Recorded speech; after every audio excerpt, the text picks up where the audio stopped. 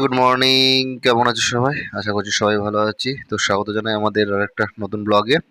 তো আজকে হচ্ছে আসামে আমার প্রথম দিন। কালকে রাতেই আমি আসাম পৌঁছেছি, তোমরা সবাই দেখেছো। উম, তো আজকে আসামের প্রথম দিন। আজকে হচ্ছে শনিবার আর এখন বাজে সকাল 10টা। তো আমরা রেডি হয়ে আসাম ব্রাঞ্চের উদ্দেশ্যে বেরিয়ে পড়েছি। আসামে এখানে একটা রুম থাকে, যেখানে এটা পিজি, এখানে পিজি সিস্টেম না, এখানে কিন্তু আমরা পার্সোনাল রুম নিয়ে থাকি।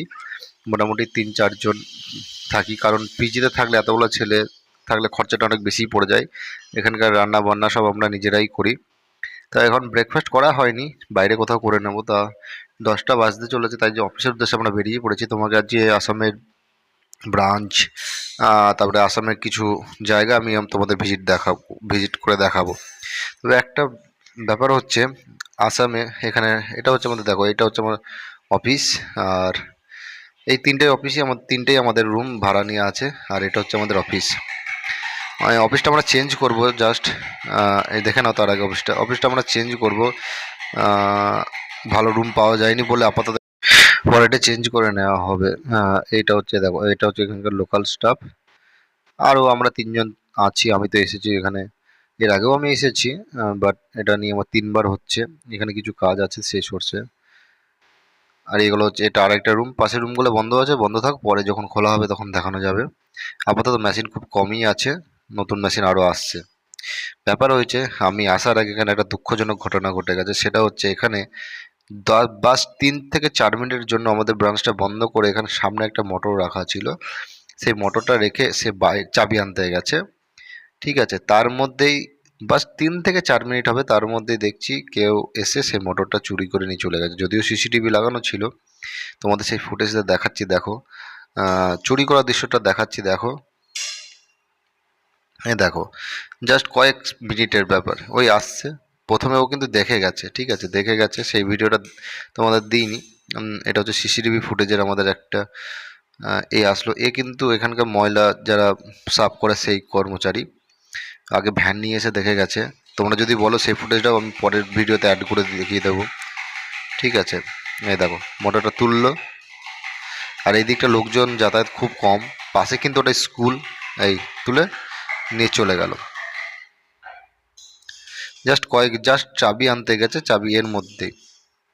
এবার এটা ছিল একটু দুপুরের দিকে টাইম, একটু লোকজন কমও ছিল। আর এদিকটা একটু লোকজন কমও থাকে, অত মানে গ্যাঞ্জাম অত থাকে না। ব্যাস, চলে গেল। দেখতেই পেলাম এটা কিন্তু আমাদের কোনো স্টাফ নয়, কোনো কিছু নয়, এটা একটা বাইরের লোক। তারপরে উনি আসলেও হয়তো কিছু বুঝতে পারতো না, জানি না কি হতো। বাট আমাদের একটা বিরাট লস হয়ে গেল। তো অনেক কিছুই করা হয়েছে, প্রস্তুতি সব কিছুই নেওয়া হয়েছে, যা নেওয়া উচিত। দেখা যাক কি হয়।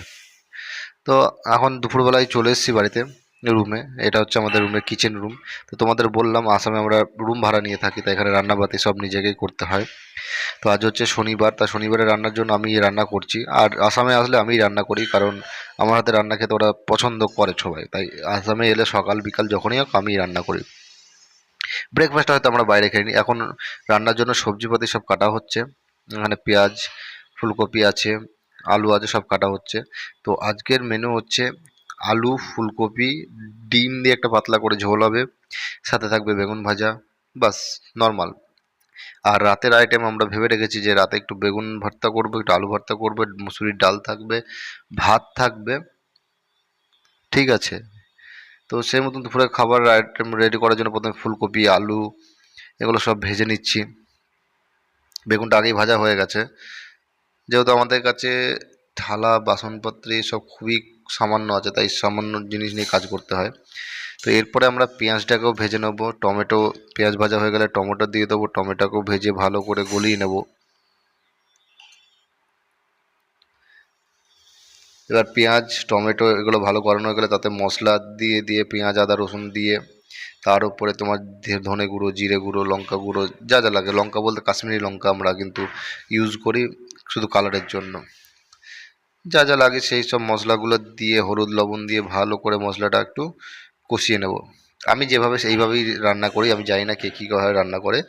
ঠিক আছে, তবে আমার রান্নার প্রসেসটা এই। আর টেস্ট হয়, যথারীতি টেস্ট হয়। ঠিক আছে, কারণ আমার কাছে মনে হয় মশলাটার উপরে সব কিছু ডিপেন্ড করে। মশলা যদি ভালো করে কষানো হয় তাহলে রান্নার টেস্ট অটোমেটিকলি হবে, সে চিকেন হোক বা যে কোনো তরকারি, যদি সেখানে রসুন দেওয়া থাকে।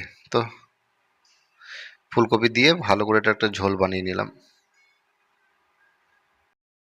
তো মোটামুটি এখানে আমার রান্নাটা হচ্ছে কমপ্লিট। ভাত তো আগেই হয়ে গেছিলো। এখন আলু ফুলকপি ডিম দিয়ে যে সবজিটা সেটা মোটামুটি আমি কমপ্লিট করে ফেলেছি। লবণটা একটু কম ছিল তাই একটু চেক করে লবণটাও দিয়ে দিলাম। তারপরে একটু ভালো করে ফুটিয়ে নিয়ে নামিয়ে নেব। তারপরে আমরা দুপুরবেলায় লাঞ্চ করতে বসে যাব। দুপুরবেলায় আপাতত আমরা দুজন আছি, কারণ একজন গেছে মার্কেটে। তো খাওয়া দাওয়া কমপ্লিট করে আমরা আবার অফিসে চলে যাব। অফিস থেকে এসে আমরা সন্ধ্যাবেলা একটু বাজার করে নিয়েছিলাম সন্ধ্যের বাজারের জন্য, যেহেতু আমাদের সবজি বাজারটা শেষ হয়ে গেছিলো। এখানে বেগুন নিয়ে নিয়েছিলাম, যেহেতু বেগুন পোড়া করবো, একটু টমেটো, তার সাথে টমেটো দেবো, আর একটু ধনেপাতা টেস্টের জন্য।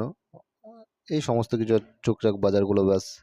আর কালকে সেকেন্ড ডে, আমরা ভাবছি একটু রবিবার আছে তাই একটু কোথাও ঘুরতে যাব। তো ভিডিওটা এখানে শেষ করছি। সবাই ভালো থাকবে, সুস্থ থাকবে। Thank you, good night, by.